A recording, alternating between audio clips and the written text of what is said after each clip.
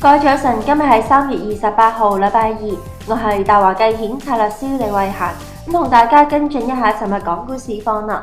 美國新醫保法案未獲得通過，拖累尋日港股回吐。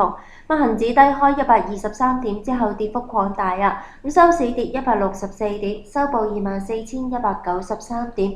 國指跌115點，收報10,362點。大市總成交輕微增加到去890億港幣，上升股份431隻，下跌股份1262隻。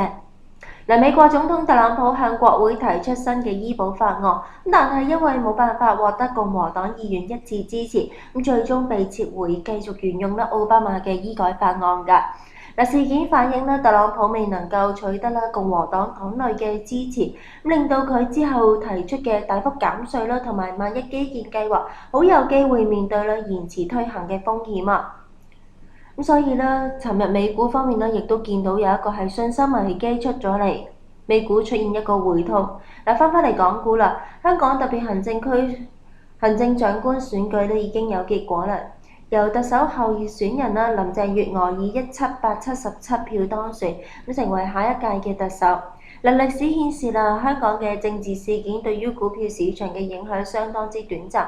林鄭上台之後估計短期之內將會維持樓市政策不變，繼續係加大土地供應同埋住宅供應去抑壓樓價。所以短期之內減辣機會唔大嘅。尋日本地嘅地產股估計亦都未見到異動㗎。